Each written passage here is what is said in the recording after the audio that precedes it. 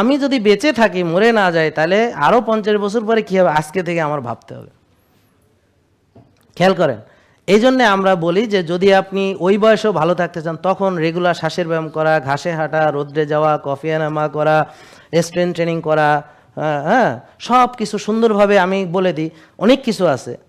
এগুলো হলো আপনার ফিউচারের জন্য ইনভেস্টমেন্ট, যেন আপনি হার্ট অ্যাটাক থেকে বাঁচেন, যেন আপনার ব্রেন স্ট্রোক থেকে, প্যারালাইসিস হওয়া থেকে বাঁচেন। এই যে ভাই দেখেন, ওর ভিতরে যদিও সে ভালো হচ্ছে, আপনি আবার আসেন এখানে, শুধু আপনি, হ্যাঁ, ব্যাগ কেউ নেবেন, এই দেখেন, এ দেখেন সে ভালো হচ্ছে, তাও দেখেন তার চেহারার মধ্যে সেই কনফিডেন্স লেভেল এখনও আসে নাই, তার গেটি এখনও সোজা হয় নাই। ভাই আপনি পাশে আসেন, আপনি দাঁড়ান, হ্যাঁ, এই যে এই দেখেন, এই যে এই পাশে দাঁড়ান, হ্যাঁ, এই আপনি আসেন, এদিকে আসেন, আপনি আসেন, হ্যাঁ, এই দেখেন, আরও কাছে আসেন, এই আরও কাছে আসেন, দেখেন 3টা লোক, তার চেহারাগুলা দেখেন, হ্যাঁ।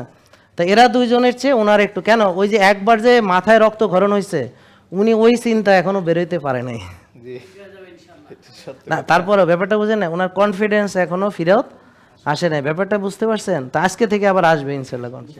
বসেন, থ্যাংক ইউ। এটার মানে হলো যে যদি একবার আমার স্ট্রোক হয়, যদি ব্রেন স্ট্রোক হয়, যদি প্যারালাইসিস হয়, যদি মস্তিষ্কে রক্তক্ষরণ হয়, যদি বুকে রিং পরায় দেয়, বুক ফেটে ফেলি, তাহলে যে একটা আমার যে এক্সপিরিয়েন্স, যে একটা ধাক্কা, এইটা থেকে এই দেখেন খুব মুশকিল বেরিয়ে আসা।